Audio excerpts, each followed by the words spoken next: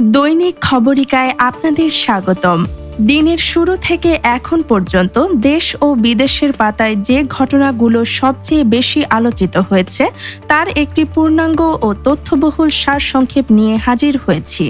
আজকের আয়োজনে থাকছে দেশের উন্নয়ন পরিকল্পনা, অর্থনীতি, স্বাস্থ্য পরিস্থিতি, আন্তর্জাতিক রাজনীতি ও বিজ্ঞান গবেষণার সর্বশেষ আপডেট, জাতীয় ও প্রশাসনিক খবর, দুর্নীতি ও সময়ক্ষেপণের বিরুদ্ধে কড়া বার্তা। উন্নয়ন প্রকল্প বাস্তবায়নে কোনো রকম দুর্নীতি বা সময়ক্ষেপণ বরদাস্ত করা হবে না বলে সাফ জানিয়ে দিয়েছে পরিকল্পনা মন্ত্রণালয়। স্টেট মিনিস্টার ফর প্ল্যানিং জানিয়েছেন, নতুন 2 বছর মেয়াদী কৌশলগত কাঠামো বা স্ট্র্যাটেজিক ফ্রেমওয়ার্ক প্রণয়ন করা হচ্ছে, যার মূল লক্ষ্য ভঙ্গুর অর্থনীতি পুনরুদ্ধার করা এবং অন্তত 1 কোটি নতুন কর্মসংস্থান সৃষ্টি করা। বার্ষিক উন্নয়ন কর্মসূচি এডিপির অপচয় রোধ এবং স্বচ্ছতা নিশ্চিত করতে প্রতিটি প্রকল্প এখন থেকে কর্মসংস্থান সৃষ্টির সম্ভাবনার ওপর ভিত্তি করে মূল্যায়ন করা হবে। অর্থনীতি ও শিল্প খাত। বস্ত্র, পাট ও শিল্প মন্ত্রণালয়ের পক্ষ থেকে জানানো হয়েছে, দেশের রুগ্ন ও বন্ধ থাকা শিল্প প্রতিষ্ঠানগুলোকে পুনরুজ্জীবিত করতে বেসরকারি খাতের সাথে যৌথ উদ্যোগ শুরু হয়েছে। এতে বিনিয়োগ বৃদ্ধির পাশাপাশি রপ্তানি আয় বাড়বে। দ্রব্যমূল্যের ঊর্ধ্বগতি রোধে বাজার স্থিতিশীল রাখতে বাণিজ্য মন্ত্রণালয় একটি শক্তিশালী মনিটরিং সেল গঠন করেছে। পাশাপাশি কৌশলগত রিজার্ভ গড়ে তোলার পরিকল্পনাও হাতে নেওয়া হয়েছে। সরবরাহ ব্যবস্থায় স্বচ্ছতা আনতে সরকার খুব শীঘ্রই এআই ভিত্তিক সরবরাহ ব্যবস্থা চালুর চিন্তা ভাবনা করছে, যাতে সিন্ডিকেট ও মধ্যস্বত্বভোগীদের দৌরাত্ম্য কমে আসে। স্বাস্থ্য ও পরিবেশ। দেশে হামে আক্রান্ত হয়ে মৃত্যু 50 ছুঁয়েছে।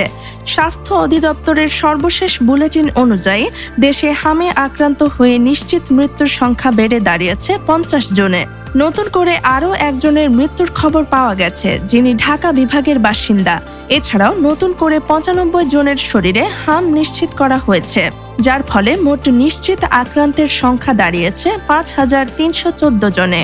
হামের প্রাদুর্ভাব মোকাবেলায় শিশুদের টিকা দানের ব্যাপারে অভিভাবকদের আরও বেশি সচেতন হওয়ার পরামর্শ দেওয়া হয়েছে। আবহাওয়া ও বৃষ্টির পূর্বাভাস। তীব্র গরমের মধ্যে স্বস্তির বৃষ্টি। আবহাওয়া অধিদপ্তরের পূর্বাভাস অনুযায়ী রাজধানী ঢাকা সহ দেশের বিভিন্ন স্থানে আজ মেঘলা আকাশ এবং হালকা থেকে মাঝারি ধরনের বৃষ্টিপাত হতে পারে।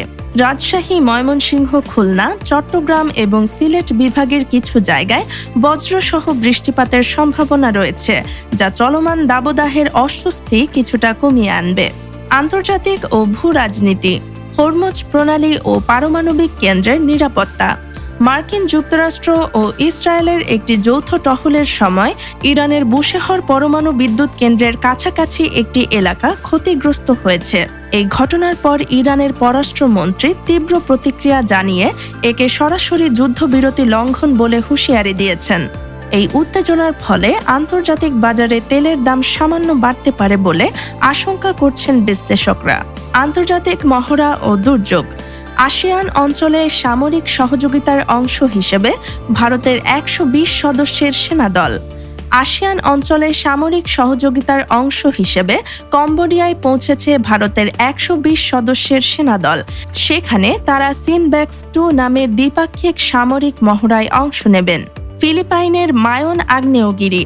ফিলিপাইনে মায়ন আগ্নেয়গিরির অগ্ন্যুৎপাতের কারণে ক্ষতিগ্রস্ত এলাকায় জরুরি ত্রাণ এবং বিশুদ্ধ পানি পাঠানোর নির্দেশ দেওয়া হয়েছে। বিজ্ঞান ও প্রযুক্তি। কিউরিওসিটি রোভারের যুগান্তকারী আবিষ্কার। মহাকাশ গবেষণায় এক দারুণ খবর দিয়েছে নাসা। কিউরিওসিটি রোভার মঙ্গলের বুকে সন্ধান পেয়েছে 21টি ভিন্ন ধরনের জৈব অণু। বিজ্ঞানীদের মতে এই আবিষ্কারটি প্রমাণ করে যে মঙ্গলে অতীতে প্রাণের অস্তিত্বের জন্য প্রয়োজনীয় উপাদান থাকতে পারে। এই তথ্য মহাকাশ গবেষণায় নতুন দিগন্ত উন্মোচন করেছে। তো দর্শক, এই ছিল আজকের দিনের গুরুত্বপূর্ণ খবরের বিস্তারিত সারসংক্ষেপ।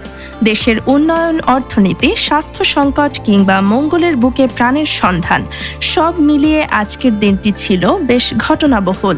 তথ্যবহুল এমন আরও আপডেট পেতে আমাদের সাথেই থাকুন।